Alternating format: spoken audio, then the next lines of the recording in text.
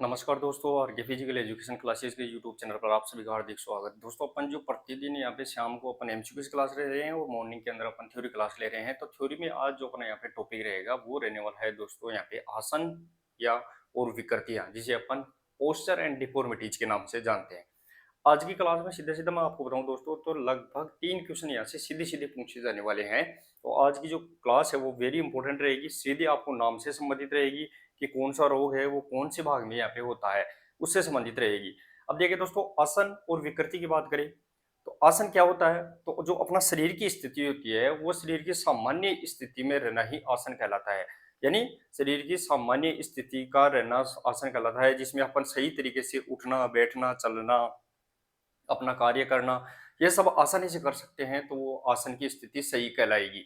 लेकिन अगर इन क्रियाओं में शरीर की स्थिति के अंदर कोई दिक्कत आ जाती है, चलने में, दिखने, बैठने में, उठने में, इनमें अगर कोई दिक्कत आ जाती है तो उसे अपन किस नाम से जानते हैं? विकृति के नाम से, यानी डिफॉर्मिटीज के नाम से जानते हैं। तो ये अपने को यहाँ पे ध्यान रखना है। तो आसन है वो शरीर की सामान्य स्थिति होती है, जिसमें है वो शरीर के सभी कार्य, उठना बैठना चलना है, अपन आसानी से कर सकते हैं। साथ ही में दोस्तों, आसन क्या है? तो आसन है वो दोस्तों यहाँ पे, आसन जो विकृति है वो यहाँ पे क्यों आ जाती है शरीर के अंदर, तो विकृति भी ध्यान रखना है दोस्तों। यहाँ पे शरीर में जैसे कुपोषण के कारण आ जाती है, अत्यधिक थकान के कारण आ जाती है, अत्यधिक कार्य करने के कारण आ जाती है, किसी मान लो कुपोषण के अंदर जैसे कैल्शियम, मैग्नीशियम, फास्फोरस, इनकी कमी के कारण आ जाती है। तो ये दो प्रकार की विकृतियां शरीर में देखी जाती है, जिसमें एक होती है संरचनात्मक और दूसरी होती है कार्यात्मक। यानी एक कार्य के कारण शरीर में कोई काम ऐसा करते हैं अपन लगातार, जिससे मान लो एक साइड ही अपन लगातार कार्य कर रहे हैं तो एक साइड का शरीर में बैंड हो जाता है, तो वो कार्य के कारण हो सकती है। जैसे दर्जी है, दर्जी आगे की तरफ झुक के रहता है मशीन के ऊपर, तो पीछे की तरफ उसके रीढ़ की हड्डी में जो विकृति आ जाती है तो कार्य के कारण होती है, तो उसे अपन कार्यात्मक यानी फंक्शनल डिफॉर्मिटीज के नाम से जानते हैं। और साथ ही में दोस्तों दूसरी होती है संरचनात्मक, जिसे अपन स्ट्रक्चरल डिफॉर्मिटीज के नाम से जानते हैं, जो जन्मजात भी हो सकती है, दुर्घटना के कारण भी हो सकती है, कुपोषण के कारण भी यहाँ पे होती है। तो अब अपन यहाँ पे देखेंगे तो दोस्तों, सबसे पहले अपन इसका थ्योरी या फैक्ट देखते हैं इंपोर्टेंट, फिर अपन विकृतियां यानी जो बीमारी है रीढ़ की हड्डी से संबंधित और पैरों के संबंधित अपन देखने वाले हैं। तो देखिए दोस्तों, यहाँ पे पहला पॉइंट क्या निकल के आएगा, तो पहला पॉइंट ध्यान रखना है दोस्तों, आसन किसे कहते हैं। सबसे पहले आसन की बात करेंगे तो देखिए दोस्तों, यहाँ पे आसन शरीर की वह सामान्य स्थिति होती है,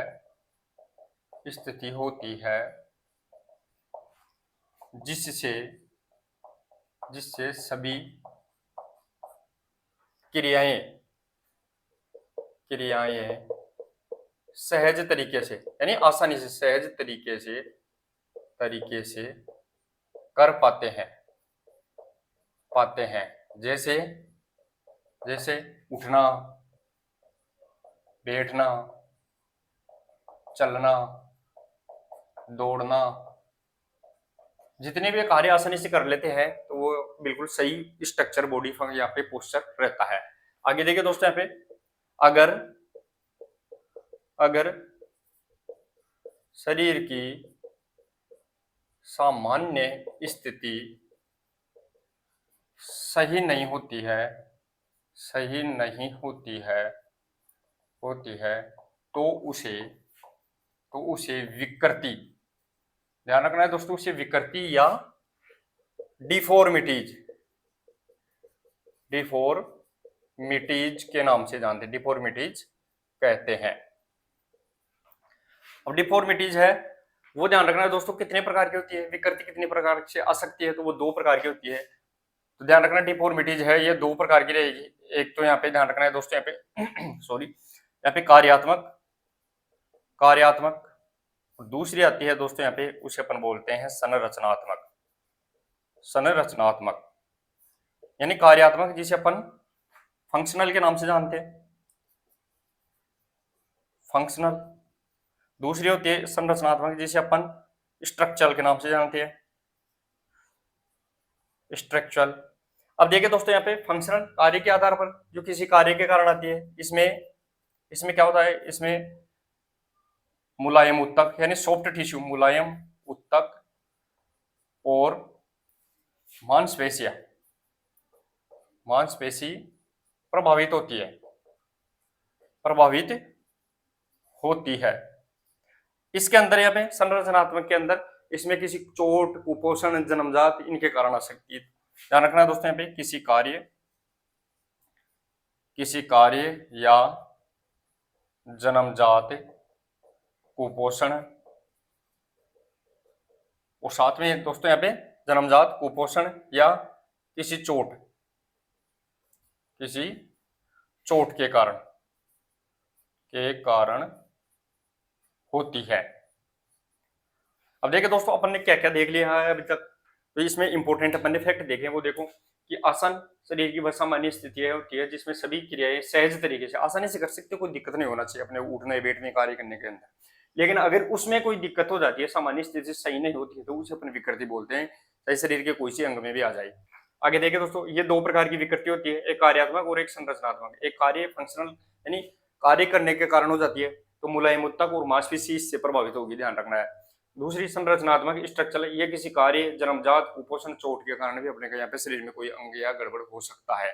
साथ ही में दोस्तों अब जो अपना आसन है उसके गलत आसन के कारण क्या हो सकते हैं, तो गलत आसन के कारण भी अपन देख सकते हैं, गलत आसन के कारण या कौन कौन से हो सकते हैं। तो उसमें अगर अपन मैं देखे तो मान लो कुपोषण भी आ गया, वही दोबारा बात है, कुपोषण आ गया। कार्य की प्रकृति हो गई, कार्य की प्रकृति मान लो। साथ ही में दोस्तों यहाँ पे थकान के कारण भी हो सकता है, अत्यधिक काम के कारण हो सकता है, अत्यधिक कार्य के कारण हो जाए। साथ ही में दोस्तों यहाँ पे चोट के कारण हो जाए, चोट के कारण भी हो सकता है यहाँ पे।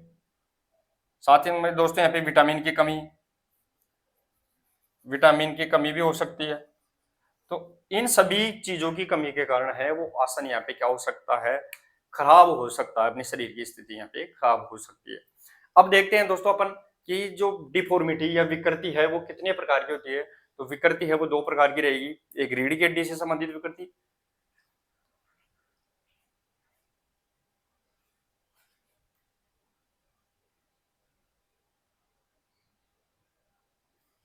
सॉरी साथियों, थोड़ी सी यहाँ पे टेक्निकल इश्यू आ गया था बीच के अंदर, उसको अपन यहाँ पे दोबारा से देखते हैं। थोड़ी सी यहाँ पे क्लास के अंदर दिक्कत थी, उसको अपन ने सही कर लिया है।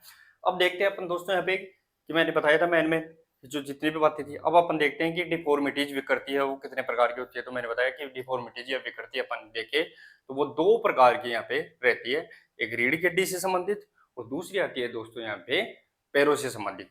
तो अब देखते हैं अपन यहाँ पे दूसरा पॉइंट क्या देखेंगे, विकृति के प्रकार। अब देखिए दोस्तों अपन विकृति प्रकार मैंने बताया था दोस्तों यहाँ पे दो प्रकार की रहेगी, डिफॉर्मिटीज है, जो डिफॉर्मिटीज है ये दो प्रकार की रहेगी। कौन कौन सी रहेगी, तो एक रहेगी यहाँ पे रीढ़ की हड्डी से संबंधित, रीढ़ की हड्डी से संबंधित। दूसरी रहेगी दोस्तों यहाँ पे, वो ध्यान रखना है, पैरों से संबंधित, पैरों से संबंधित। तो दो प्रकार की यहाँ पे विकृति रहेगी। अब रीढ़ की हड्डी से संबंधित में कौन कौन सी आएगी, तो रीढ़ की हड्डी के अंदर देखिए अपन यहाँ पे, तो रीढ़ की हड्डी में क्या क्या आएगा, तो यहाँ पे ध्यान रखना है दोस्तों, यहाँ पे काइपोसिस आ जाएगी। दूसरी यहाँ पे लोर्डोसिस हो जाएगी। तीसरी यहाँ पे स्कोलियोसिस। साथ ही में दोस्तों यहाँ पे तीसरी स्कोलियोसिस, फिर आ जाएगी यहाँ पे राउंड शोल्डर,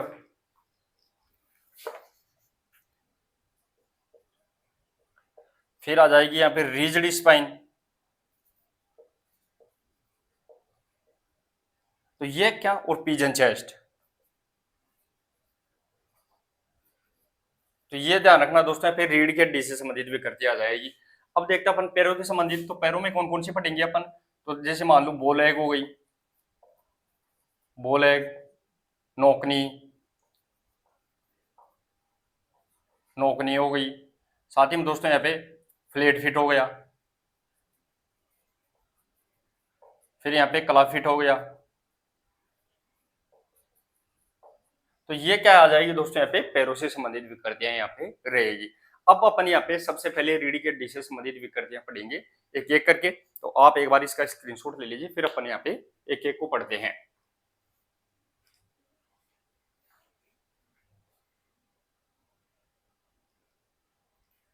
चलिए दोस्तों, अब देखते हैं अपन पहली रीढ़ की हड्डी से संबंधित विकृतियां। अब रीढ़ की हड्डी से संबंधित विकृतियों में अपन पहली विकृति आती है, उसे अपन किसके नाम से जानते हैं?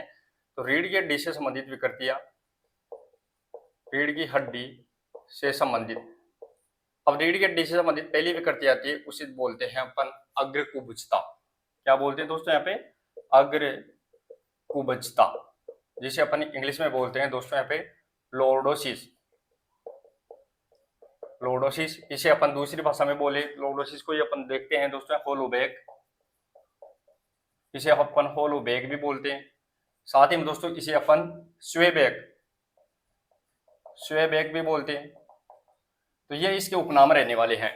अब देखिए दोस्तों यहाँ पे, तो इसमें अग्रकुब्जता लॉर्डोसिस में क्या होता है?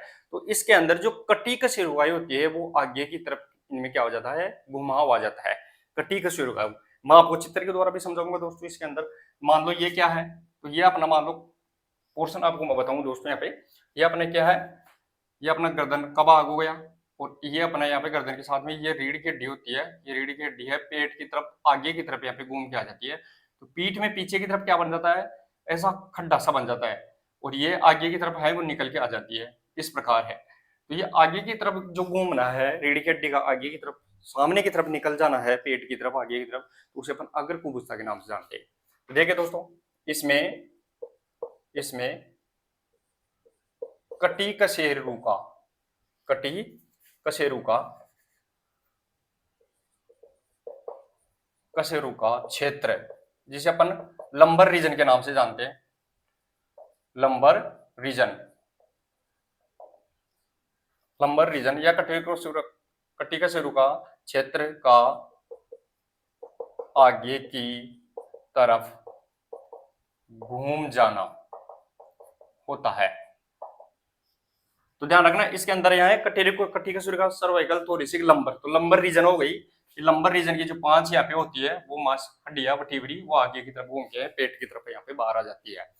आगे देखिए दोस्तों, दूसरा पॉइंट, इसे अपन दूसरे नाम में इसे बैक पोस्चर डिफेक्ट भी कहते हैं। इसे बैक पोस्चर डिफेक्ट भी कहते हैं। ये भी अपने को यहाँ पे ध्यान रखना है। तो इसे अपन ने क्या क्या बोल दिया, वो भी अपने को ध्यान रखना। अब ये आता क्यों है, किस कारण ये हो जाता है? तो पेट की कमजोर मांसपेशियों के कारण हो जाता है। साथ ही में दोस्तों अपन जो काइफोसिस पेट के पेचे होता है उसका इलाज अगर सही से नहीं हो पाता उसके कारण हो जाता है। साथ ही में लंबी बीमारी के कारण भी हो जाता है, अत्यधिक मोटापे के कारण भी हो जाता है। तो वो भी अपन देखते हैं यहाँ पे कारण, इसके कारण क्या क्या है। तो कारण में अगर देखें तो पहला कारण इसका निकल के आ रहेगा दोस्तों यहाँ पे, तो वो ध्यान रखना, अत्यधिक मोटापे के कारण, मोटापे के कारण, ये भी अपने को यहाँ पे ध्यान रखना। साथ ही में दोस्तों यहाँ पे किसके कारण हो गया? तो काइफोसिस, काइफोसिस का सही इलाज नहीं होने के कारण, यह भी अपने को ध्यान रखना है। ये तब भी अपने को लॉर्डोसिस आ सकता है। साथ ही में दोस्तों यहाँ पे इस किसके कारण रहेगा? तो अत्यधिक मोटापा हो गया, काइफोसिस हो गया। साथ ही में दोस्तों यहाँ पे इसके अंदर जो पेल्विक और ज्यादा कूल्हे की जो पास की मांसपेशियां है उनमें अगर दिक्कत आ जाती है उस विकार के कारण, तो यहाँ पे ध्यान रखना। तो यहाँ पे हिप्स संक्रमण के कारण भी होता है, हिप्स संक्रमण के कारण। तो ये अनेक कारण से है दोस्तों, यहाँ पे काइफोसिस आ जाता है, ये अपने को ध्यान रखना है। इसके नाम अपने को ध्यान रखना है, जैसे लॉर्डोसिस, होलोबैक, स्वेबैक के नाम से। स्वेबैक का मतलब होता है घोड़े की पीठ के समान, घोड़े की पीठ है वो ऐसे लचकदार, घोड़े की पीठ होती है तो ऐसे लचकदार घोड़े की पीठ हो जाती है, तो इसके कारण इसे अपन स्वेबैक भी बोलते हैं। अब देखते हैं दोस्तों अपन इसके उपचार कि इसको किस प्रकार से ठीक कर सकते हैं। तो अपन इसके उपचार कारण लिख लिए, तो अब उपचार अपन इसके देखने वाले हैं। तो उपचार में अगर देखें अपन इसे, तो देखें दोस्तों इसके उपचार अपन देखते हैं। तो उपचार में देखेंगे तो इसके अंदर क्या क्या निकल के आएगा ठीक करने के लिए है। तो इसे अपन सिटअप्स लगाना चाहिए, इसे अपन सिट अप्स होनी चाहिए, बेंड नी सिटअप होनी चाहिए, बेंड नी सिटअप। साथ ही में दोस्तों इसमें straight sit-up, straight knee sit-up, ये भी अपने को इसमें लगानी चाहिए। साथ ही में दोस्तों आगे की तरफ आ रहा है तो इसमें पश्चिमी त्वनासन, हलासन ये करना चाहिए। आसन कौन कौन से, तो पश्चिमी तानासन, तानासन, हलासन, हलासन, साथ ही में इसके अंदर वक्रासन, वक्रासन, ऐसे आसन इसके अंदर अपन कर सकते हैं। तो एक बार स्क्रीनशॉट ले लीजिए। पहली अपनी विकृति है, अगर कुछ लॉर्डोसिस अपन ने देख ली है।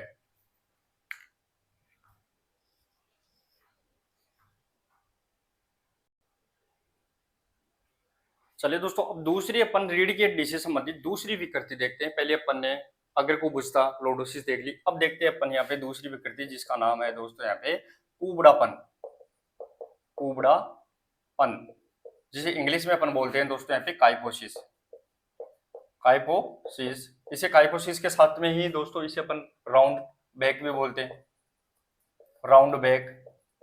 साथ ही में दोस्तों इसे अपन हंच बैक, हंच बैक। तो ये अपन कुबड़ापन को बोलते हैं। अब कुबड़ापन क्या होता है दोस्तों, जो पीठ के पीछे अपनी मेरुदंड का पहला भाग सर्वाइकल आता है गर्दन का, फिर उसके बाद में थोरेसिक, जो 12 थोरेसिक होती है वो भाग पीछे की तरफ है निकल के घूम जाता है पीछे की तरफ। अब देखिए दोस्तों, ये क्या है अपनी गर्दन, अब गर्दन में है ये मेरुदंड आ रही है, तो ये पीछे की तरफ ऐसे घूम जाता है, कुबड़ सा निकल के आ जाता है इसमें पीछे। ये मेरुदंड है मान लो, तो इसके अंदर है वो पीछे की तरफ है, वो घूम के ऐसा शेप बन जाता है इसके अंदर। ध्यान रखना, पीठ के पीछे यहाँ पे शेप बन जाता है, ऐसा कर्व बन जाता है। तो इसमें देखिए दोस्तों अपन क्या क्या लिखेंगे, इसमें पीठ के पीछे, पीछे, इसमें पीठ के पीछे उभार आ जाता है, आ जाता है। ये अपने को यहाँ पे ध्यान रखना, उभार आ जाता है। इसमें थोरेसिक, थोरेसिक रीजन, रीजन में कर्व आ जाता है, कर्व आ जाता है। ये भी अपने को यहाँ पे ध्यान रखना है। साथ ही में दोस्तों इसे थोरेसिक, थोरेसिक काइफोसिस, काइफोसिस भी कहते हैं। ये अपने को यहाँ पे ध्यान रखना है दोस्तों। तो ये जो पीठ के पीछे है उभार निकल के आ जाता है, जो थोरेसिक वर्टिब्री होती है उनके अंदर यहाँ पे बेंड होने के कारण ये हो जाता है। कारण क्या है, इसके कारण क्या है दोस्तों, यहाँ पे किस कारण यहाँ पे हो सकता है, तो वक्ष क्षेत्र, जो अपन वक्ष का मतलब थोरेसिक भाग, वक्ष क्षेत्र में अगर कोई रोग होने के कारण, वक्ष क्षेत्र में रोग होने के कारण, कोई भी अगर कोई बीमारी है वक्ष क्षेत्र तो अपने को आ सकता है। साथ ही में दोस्तों अगर देखें अपन इसके वक्ष क्षेत्र के बाद में देखें तो अपनी जो आर्थराइटिस, गठिया होने के कारण, ओस्टियोपोरोसिस होने के कारण, तो यहाँ पे आर्थराइटिस, आर्थराइटिस जिसे अपन गठिया बोलते हैं, आर्थराइटिस के कारण। साथ ही में दोस्तों यहाँ पे ओस्टियोपोरोसिस के कारण, ओस्टियोपोरोसिस, पोरेसिस के कारण। साथ ही में दोस्तों यहाँ पे राउंड शोल्डर के कारण भी क्या आ जाती है, ये आ जाती है, तो राउंड शोल्डर के कारण, राउंड शोल्डर, तो ये इसके कारण है दोस्तों क्या आ जाती है, ध्यान रखना है अपने को, यहाँ पे कुबड़ापन यहाँ पे हो जाता है, काइफोसिस हो जाता है। अब इसके उपचार के लिए अपन क्या क्या कर सकते हैं, तो उपचार देखिए इसके अंदर अपन दोस्तों, उपचार के तो पहला उपचार क्या आएगा कि पीछे, पीठ के पीछे क्या है, कुबड़ है, तो अपने को ऐसे सोना है बिल्कुल सुपाइन पोजीशन के अंदर, पीठ के पर लेटना है, तो सुपाइन पोजीशन में सोना है और हाथों को ऊपर की तरफ खींचना है। तो इसमें लिखेंगे अपन supine position, supine position, position में लेटकर सोना। साथ ही में दोस्तों पीठ के पीछे क्या लगाना चाहिए, सैंड बैग, मिट्टी का बैग लगा के फिर इसके ऊपर यहाँ पे सोना चाहिए। तो यहाँ पे सैंड बैग के ऊपर सोना, सैंड बैग के ऊपर सोना।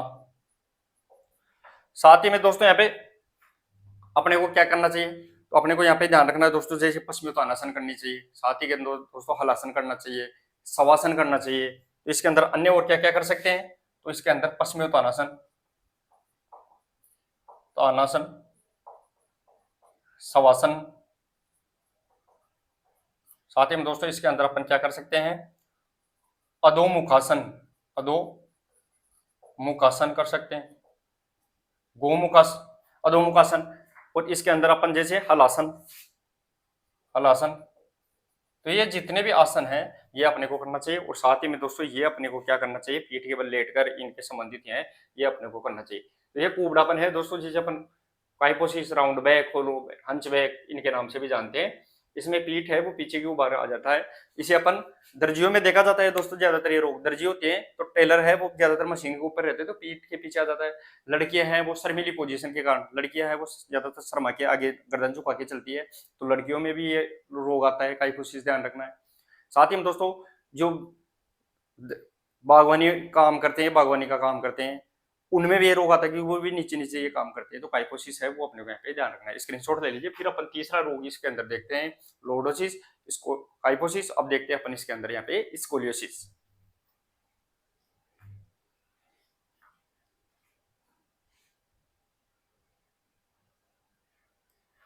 चलिए दोस्तों, अब अपन रीढ़ की हड्डी से संबंधित तीसरी विकृति अपन देखते हैं। अपन ने लोर्डोसिस देख लिया, काइफोसिस देख लिया, अब अपन देखते हैं स्कोलियोसिस। तो अपनी तीसरी विकृति आती है स्कोलियोसिस। स्कोलियोसिस इसे अपन किस नाम से जानते हैं दोस्तों, स्कोलियोसिस भी कहते हैं। साथ ही के अंदर दोस्तों इसे अपन किस नाम से, तो lateral deviation of the spine भी बोलते हैं। तो इसे अपन लेटरल लेटरल डेविएशन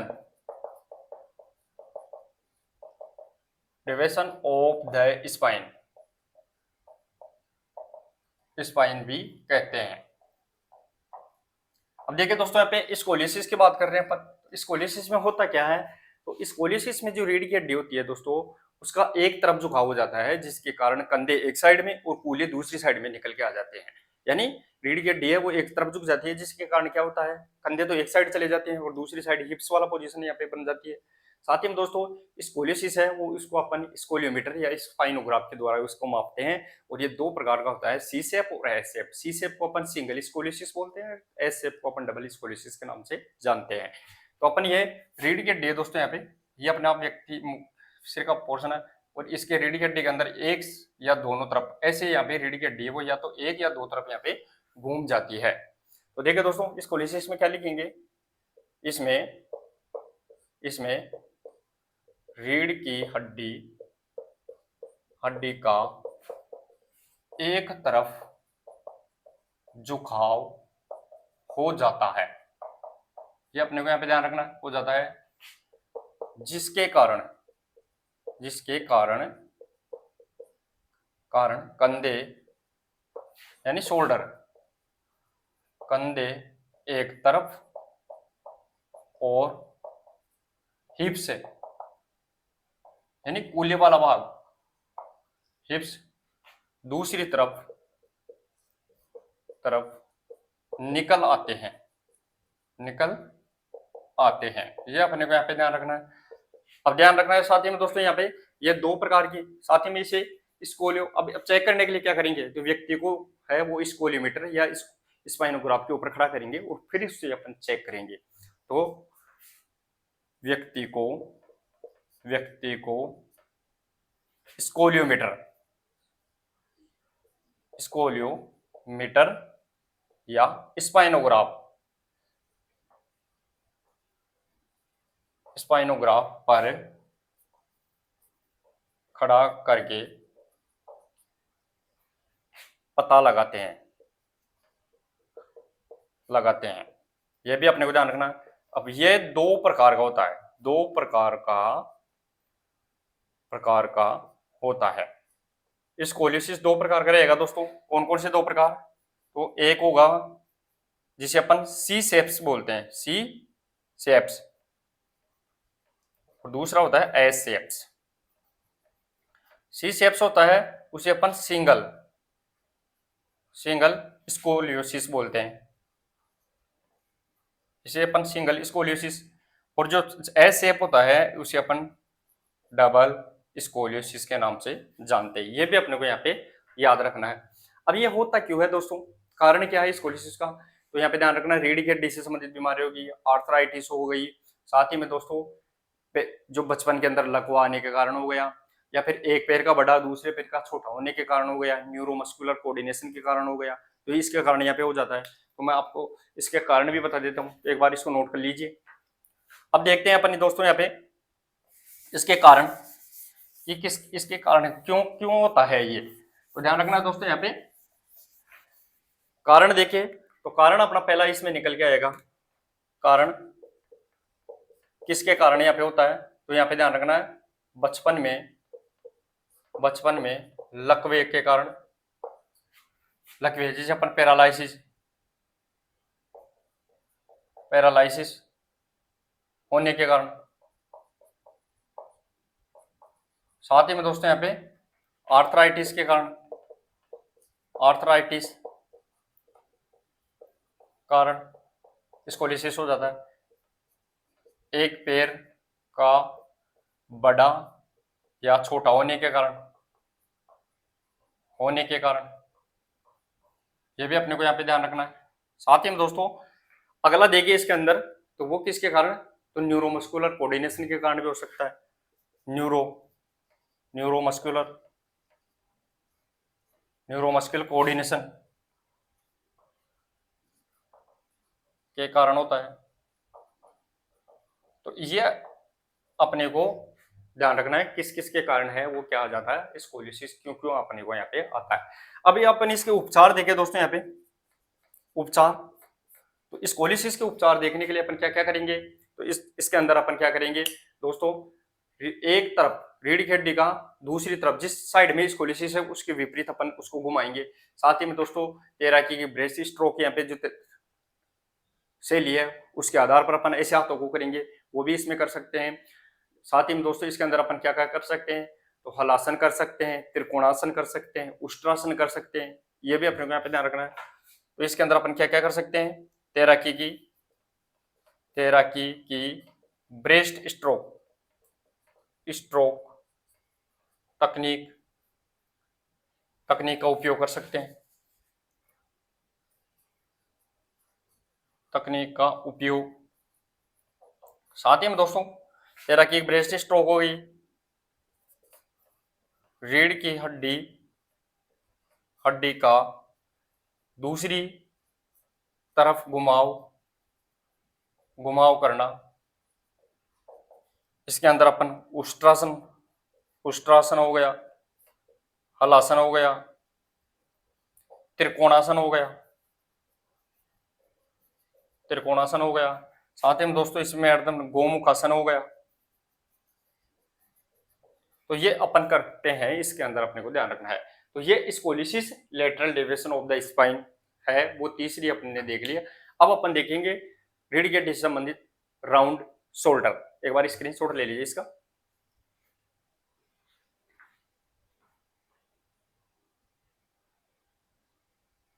चलिए दोस्तों अब अपन यहाँ पे रीढ़ की हड्डी से संबंधित चौथी विकृति देखते हैं, जिसे अपन बोलते हैं राउंड शोल्डर।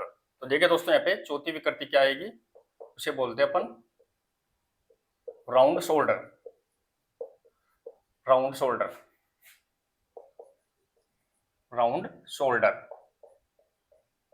अब देखिए दोस्तों राउंड शोल्डर क्या होता है, गोलाकार यहाँ पे कंधे।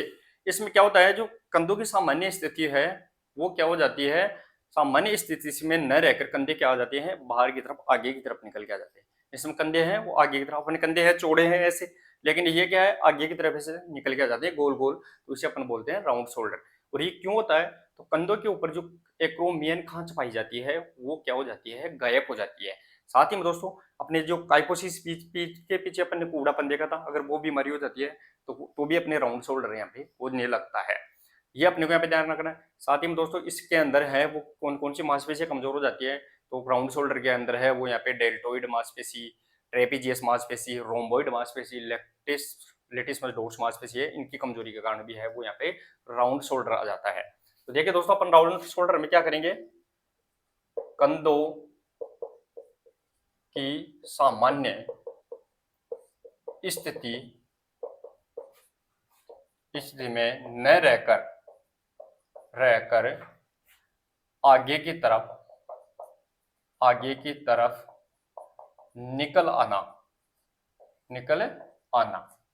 ध्यान रखना, सामान्य स्थिति में न रहकर आगे की तरफ निकल आना, वो क्या होता है, राउंड शोल्डर होता है।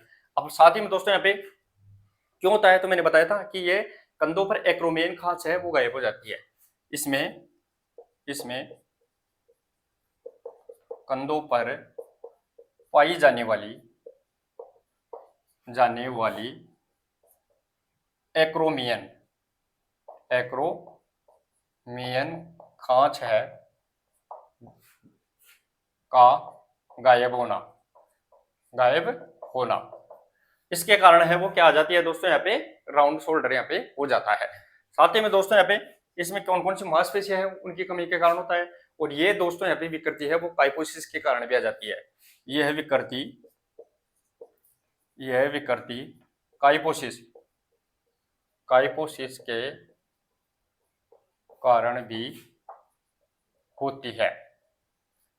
इसमें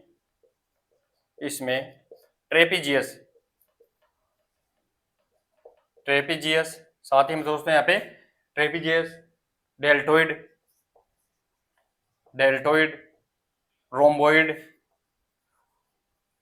रोम्बोइड और यहाँ पे कौन कौन सी लेटिसमस डोर्सी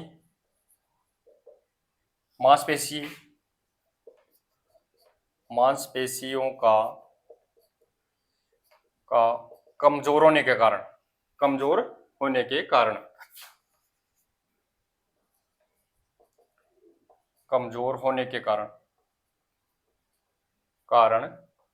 होती है।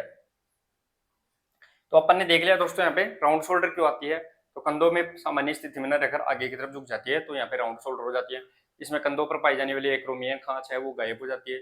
और ये काइपोसिस अगर विकृति होगी तो राउंड शोल्डर अनिवार्य तो होगी। इसे अपन ट्रेपीजियस मांसपेशी, डेल्टोइड, रोम्बोइड, लेटिसमस डोर्सी मांसपेशी की कमजोरी होने के कारण वो राउंड शोल्डर की विकृति यहाँ पे आ जाती है। साथ ही में दोस्तों इसके उपचार अपन देखिए। तो उपचार में क्या क्या देख सकते हैं।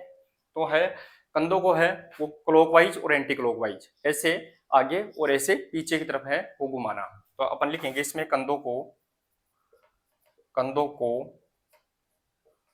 घड़ी की दिशा एवं विपरीत दिशा में घुमाना। साथ ही में दोस्तों इसके अंदर क्या करेंगे तो कंधों को नीचे की तरफ झटकाना, यानी ऐसे नीचे की तरफ कंधों को झटकाते हैं। साथ ही में दोस्तों इसके अंदर अपन क्या करेंगे तो कुर्सी पर बैठकर पीछे की तरफ कंधों को बांधना, पीछे की तरफ हाथों को बांधना। तो अपन इसमें लिखेंगे कुर्सी पर बैठकर पीछे की तरफ हाथों को बांधना, ये भी अपने को ध्यान रखना है। साथ ही में दोस्तों इसमें आसन कौन कौन कर सकते हैं, आसन कौन कौन से, तो इसके अंदर अपन गोमुखासन, गरुड़ासन ये भी कर सकते हैं। तो गोमुखासन, साथ ही में इसमें गरुड़ासन, तो ये अपने को यहाँ पे करना चाहिए। तो ये अपन ने दोस्तों यहाँ पे चौथी विकृति देख ली रीढ़ की हड्डी से संबंधित, जिसमें अपन राउंड शोल्डर अपन ने बता दिया है। अब अपन देखने वाले हैं दोस्तों यहाँ पे अगली विकृति जिसे अपन रिजिड स्पाइन के नाम से जानते हैं, यानी सख्त मेरुदंड के नाम से जानते हैं। स्क्रीनशॉट ले लीजिए, फिर मैं इसको मिटा देता हूं। अब देखिए दोस्तों रिजिड स्पाइन क्या होती है वो अपन इसमें देखेंगे। तो मैं इसको मिटा देता हूं, फिर अपन देखते हैं अगली विकृति नंबर 5 रीढ़ की हड्डी से संबंधित। दोस्तों यहाँ से सीधा सीधा आज की क्लास से मैं बता रहा हूँ आपको लगभग 2 या 3 क्वेश्चन यहाँ पे पूछे जाएंगे। अब देखते हैं अपन रिजिड स्पाइन नंबर 5 आएगी दोस्तों यहाँ पे रिजिड स्पाइन। रिजिड स्पाइन जिसे अपन सख्त मेरुदंड के नाम से जानते हैं, रिजिड स्पाइन। तो अपनी जो रीढ़ की हड्डी होती है दोस्तों, ये अपनी गर्दन वाला पोर्शन, ये रीढ़ की हड्डी है। इसके अंदर जो वर्टिब्री पाई जाती है दोस्तों, ये वर्टिब्री, इनके अंदर जो फ्लूइड पाया जाता है वो यहाँ पे सूख के क्या हो जाता है, कठोर हो जाता है, जिसे अपन रिजिड स्पाइन के नाम से जानते हैं। और इससे है वो मेरुदंड का दाएं बाएं आगे पीछे घूमना है वो बंद हो जाता है, जिससे यहाँ पे दर्द होने लगता है। तो देखिए दोस्तों यहाँ पे इसमें मेरुदंड की डिस्क होती है ना, ये डिस्क वर्टिब्री, डिस्क के मध्य मध्य क्या होने लगता है, मध्य तरल पदार्थ का सूख जाता है, यानी यह सूख जाता है। इसके कारण मेरुदंड